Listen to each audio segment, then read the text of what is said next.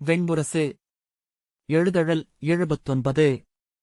வாசிப்பது சந்தீப். 8. குருதிவிதை 10. சகுனி கிழக்கு கோட்டையை அடைந்தபோது அங்கே பல்லக்கு நிற்பதைக் கண்டார்.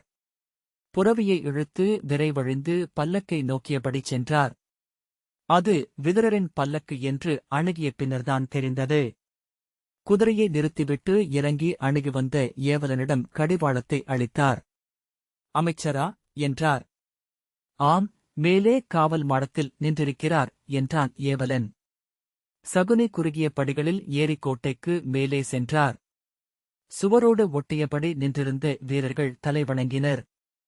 அவர் காவல் மாடத்தை அணுகியபோது அங்கே ஆடை பறக்க நின்றிருந்த விதுரரைக் கண்டார். அருகே சென்று நின்றார். அவர் வருவதை விதுரர் முன்னரே உணர்ந்திருந்தார். திரும்பாமலேயே துயில் கொள்ள முடியவில்லை என்றார்.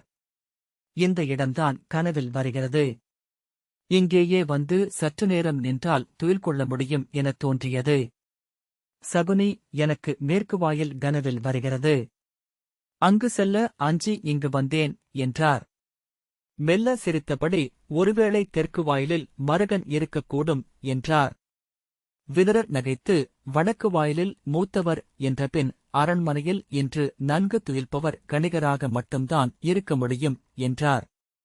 சகுனி ஒன்றும் சொல்லவில்லை. விதுரர் பேச்சை மாற்ற விரும்பி துவாரகையிலிருந்து என் மைந்தனின் செய்தி வந்தது. இளைய யாதவர் நேராக உபப்பிலாவியத்திற்கு செல்கிறார். அவர் மைந்தன் சாம்பன் துவாரகையின் நகர் பொறுப்பை எடுக்கிறான் என்றார். சகுனி தலையசைத்தார். அது அவனுக்கொரு நல்வாய்ப்பு. ஆனால் அதை அவனால் பயன்படுத்திக் கொள்ள முடியாது. அவனுடன் காளிந்தியின் மைந்தன் சுருதன் இருக்கிறான். அவன் நன்னெஞ்சு கொண்டவன் அல்ல. சகுனி அதற்கும் தலையசைத்தார். நான் சற்று முன்பு வரை சுருதையை எண்ணிக்கொண்டிருந்தேன் என்றார். அவள் என்னிடம் எதிலும் ஈடுபடாமல் செயலாற்றும்படி சொன்னாள். இந்நகரோ குடியோ என்னால் தாங்கப்படவில்லை. இதன் ஒரு பகுதியே நான் என்றாள். அதுவே மெய். ஆனால் மெய்யை ஏற்றொழுகுவது மிக கடினம். அவளைப் போன்ற பெண்களால் மட்டுமே அது இயலும் என்றார். சகுனி ஆம், விழைவற்றவர்கள் என்றார். அல்ல, விழைவை ஆணவமாக பெருக்கிக் கொள்ளாதவர்கள் என்றார். அவளை எண்ணும் போதெல்லாம் என் அன்னையின் நினைப்பும் வரும் என்று விதுரர் தொடர்ந்தார். அன்னையும் அவளும் இரண்டாகப் பகுக்கப்பட்ட ஒன்று என சற்று முன் எண்ணினேன். ஏனென்று தெரியவில்லை. என் அன்னை சிவையைப் பற்றி அறிந்திருப்பீர்கள். சகுனி ஆம், என் தங்கை வடிவாக என்றார். விதுரர் சற்று கலைந்து பின்பு ஆம் என்றார். அன்னையை என்னால் அறிய முடியவில்லை என்று தோன்றிக் கொண்டே இருக்கிறது. அவர் மறைந்து இத்தனை ஆண்டுகளாகின்றன. சுருதையும் நெடுநாட்களுக்கு முன் மறைந்து விட்டாள். இருவரும் கணமொழியாமல் என்னுடன் இருந்து கொண்டிருக்கிறார்கள் என்றார். இங்கு நின்றால் எழுவதெல்லாம் பெண்டிரின் நினைவுகளே என விதுரர் தொடர்ந்தார். சத்யவதி அன்னை. சில தருணங்களில் மிக அண்மையில் என அவருடைய சிரிப்பை என்னால் காண முடியும். அன்னையர் அம்பிகையும் அம்பாலிகையும். அவர்களெல்லாம் வெறும் நினைவுகளும் கதைகளுமாக மாறிவிட்டிருக்கின்றனர் இங்கே.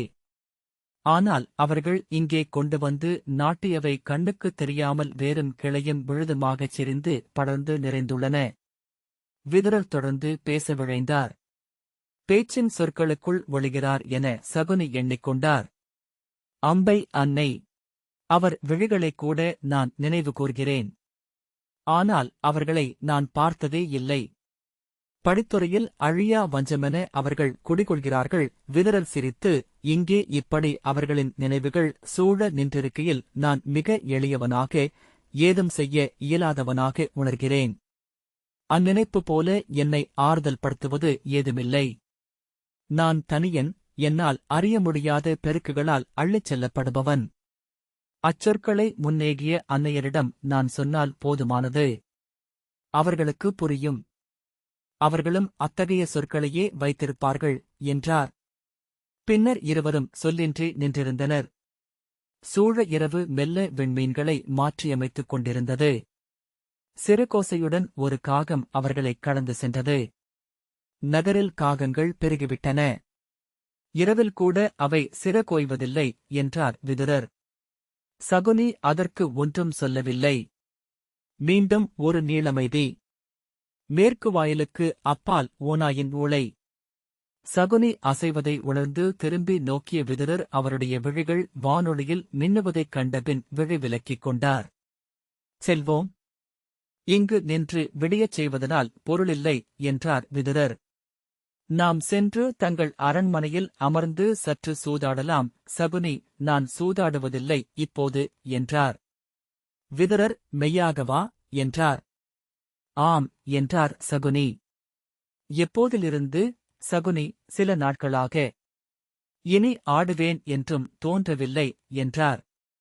விதுரர், மாறாக சில மாதங்களாக நான் ஒவ்வொரு நாளும் சூதாடுகிறேன். தனியாக அமர்ந்து அல்லது யாரேனும் சூதனை அமரச் செய்து என்றார். மூத்தவர் கூட சஞ்சயன் உதவியுடன் சூதாடுகிறார். அவருடைய இசையவையில் பாணர் அமர்ந்து பல மாதங்களாகின்றன என்றார் விதுரர். மிகச்சில நாட்களிலேயே சிறப்பாக ஆடத் தொடங்கிவிட்டார். காலையில் விழித்ததுமே முதல் ஆணை கண்பரப்புவதற்காகத்தான் அவர்கள் படிகளில் இறங்கினர். விதுரர் இரவின் கரிய ஒளியில் கூர்மின்னி நின்றிருந்த கைவிடு படைகளின் நிறையை பார்த்தார்.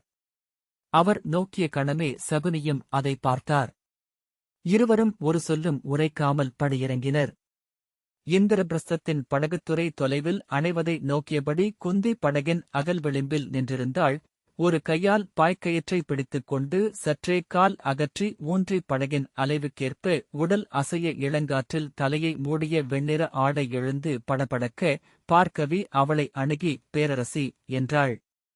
அவள், இம் என திரும்ப, பாய்கள் இறக்கப்படுகின்றன என்று குகர்கள் சொல்கிறார்கள் என்றாள்.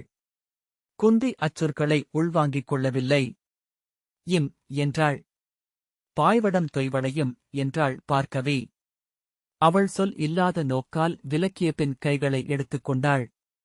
பார்க்கவி தலைவணங்கி பின்னகர்ந்து குகர்களிடம் கை காட்டிவிட்டு சிற்றறைக்குச் சென்றாள்.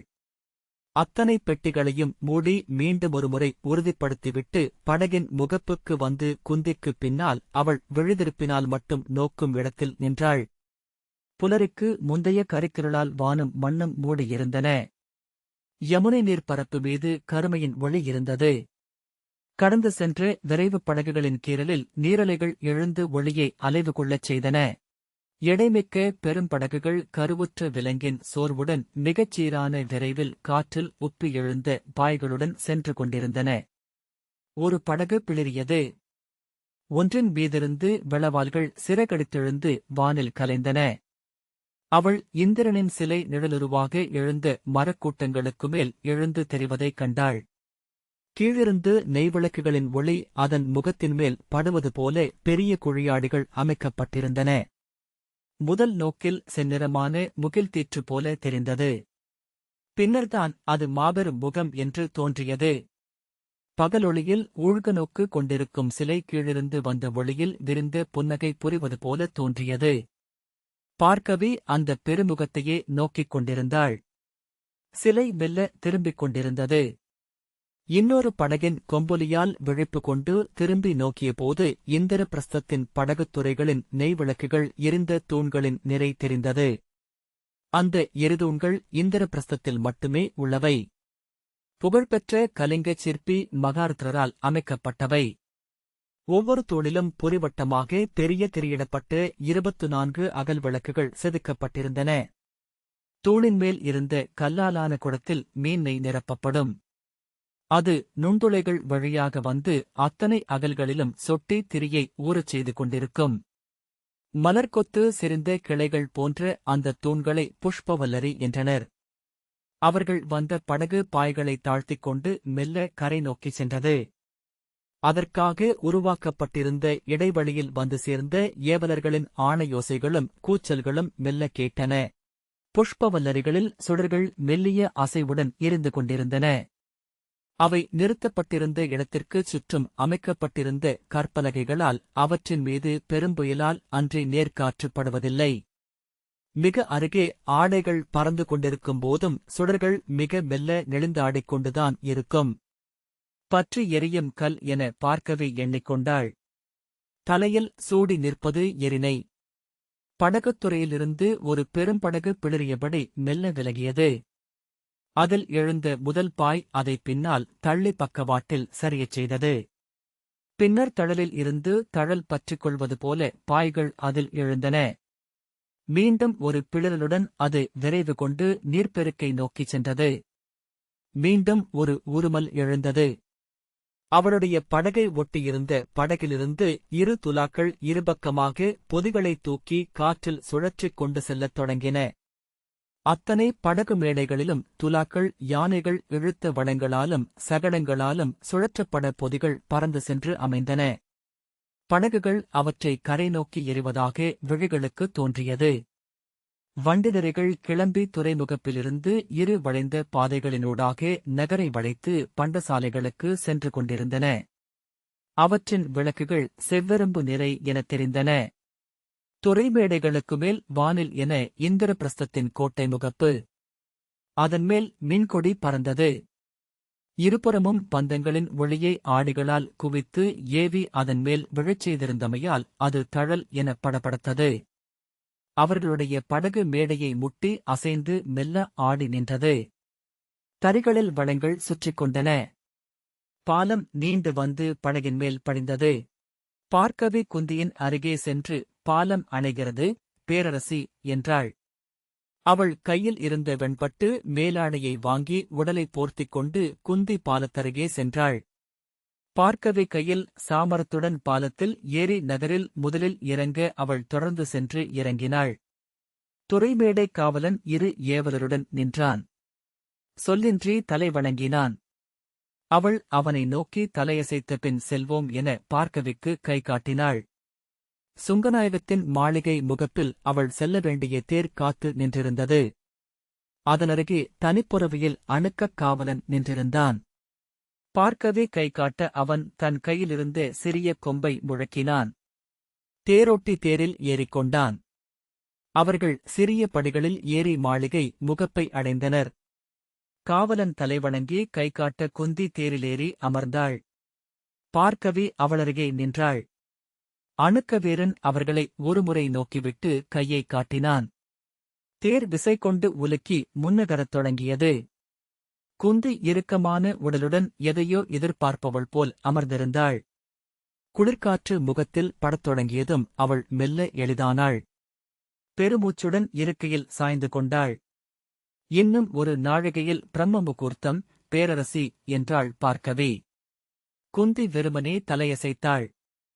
பார்க்கவி அத்தருணத்தை மேலும் எளிதாக்கும் பொருட்டு எதையேனும் பேச எண்ணினாள். ஆயினும் எதை பேசினாலும் அரசியலிலேயே சென்றடையும் என எண்ணி சொல் தவிர்த்தாள். ஆனால் குந்தியால் அதை கடக்க முடியவில்லை. இளையவர்கள் அனைவரும் வந்துவிட்டார்கள் அல்லவா என்றாள். ஆம் பேரரசி. அபிமன்யுவைத் தவிர எண்மரும் நகரில்தான் இருக்கிறார்கள். குந்தி, அவன் எப்போது வருகிறான் என்றாள். அவர் இங்கு வர முடியாது என்றார்கள் என்றாள் பார்க்கவி. ஆம், நெறிப்படி இது அயல்நாடுதான் அவனுக்கு. உபப்பிலாவியத்திற்கு செல்லலாமே. பார்க்கவி அதற்கு மறுமொழி சொல்லவில்லை. மைந்தருடன் சில நாட்கள் அனைத்தையும் மறந்து இங்கே திளைக்க வேண்டும் என்றாள் குந்தி. ஒரு கணம் கழித்து அனைத்தும் அவர்களுக்காகத்தான் என்றாள். மேலும் ஒரு கணம் கழித்து நிலந்தென்று கொடியும் முடியுமாக வாழ்வதே க்ஷத்திரிய வாழ்க்கை. அன்றி அது வாழ்வே அல்ல, அதைவிட இறப்பே பெருமை என்றாள். அவள் உள்ளத்திலோடியதென என்று எண்ணிய பார்க்கவி அகம் திடுக்கிட்டாள். அது ஒரு சிறிய உடலசைவென வெளிப்பட அவளை திரும்பி நோக்கிய குந்தி பொருளில்லா விழிகளை திருப்பி நகரை நோக்கியபடி நன்கு பேணப்படுகிறது. அதில் எக்குறையும் வைக்கவில்லை சுயோதனன் என்றாள். இந்நகரின் வருவாயில் ஒரு பகுதியை நகருக்கே அழுத்திவிடுகிறான். ஆனாலும் பாழடைந்து கிடக்கிறது. ஏனென்றால் இதன் உட்பொருள் இன்று அழிந்துவிட்டது. இந்திரன் மண்ணில் இறங்கும் இடமல்ல இது. கோட்டை முகப்பு அணுகி வந்தது. கல் பதிக்கப்பட்ட அகன்ற சாலையில் வழுக்கிச் செல்வது போல தேர் உருண்டோடியது. குளம்புத்தாளம் கூர்மையாகவும் சீராகவும் ஒலித்தது. இருபுறமும் இருந்த மாளிகைகளின் முன்னால் அமுதகலக் கொடி பறந்து கொண்டிருந்தது. குந்தி அவற்றை ஒவ்வொன்றாக நோக்கிய பின் நீள்மூச்சு விட்டாள். மைந்தருடன் ஆடுவதா? அயல்கொடி பறக்கும் இந்நகரிலா? நான் சதசரிங்கத்தின் காட்டிலேயே மைந்தருடன் ஆடியவள் அல்ல. அவள் எண்ணங்கள் அங்கு செல்வதை உணர முடிந்தது. சதசரிங்கத்தில்தான் இருப்பார். இன்றிருந்தால் மைந்தர் நாடு துறந்து அங்கே சென்றுவிட வேண்டுமென்றே சொல்வார். தேடி வந்த மணிமுடியை சூடிய மறாதவர் என்றாள். பார்க்கவே விழிதிருப்பி நகரை நோக்கிக் கொண்டிருந்தாள்.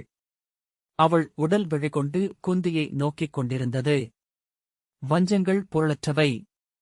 ஆனால் மறுக்கப்பட்டோரின் வஞ்சங்களினூடாகவே அவர்களுக்கான உரிமைகள் ஈட்டப்படுகின்றன.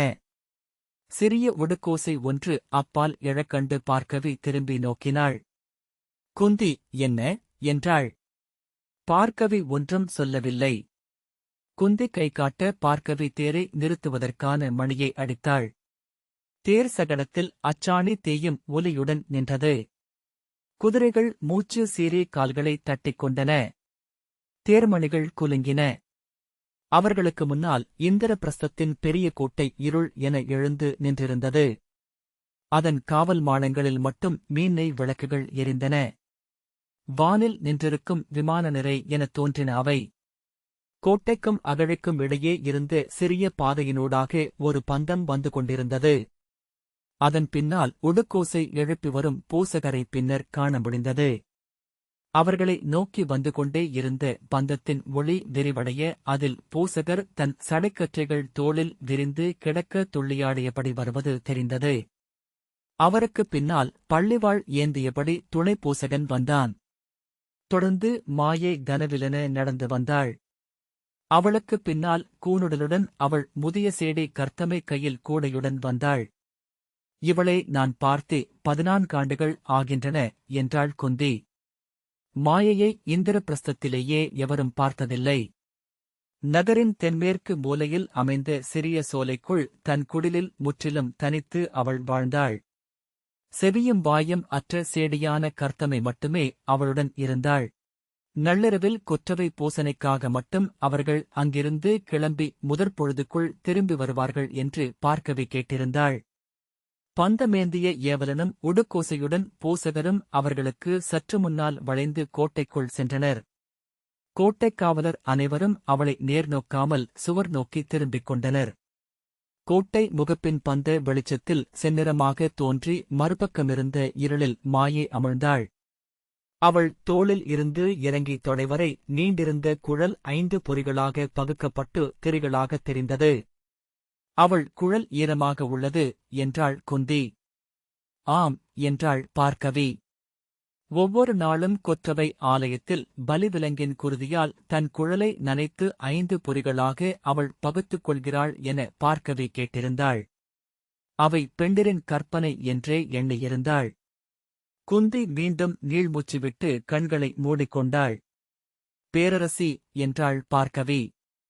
குந்தியின் நெற்றி நரம்புகள் புடைத்திருந்தன. பேரரசி, பார்க்கவி அவளை மெல்ல தொட்டாள். தேர் செல்லட்டும் என குந்தி கை காட்டினாள்.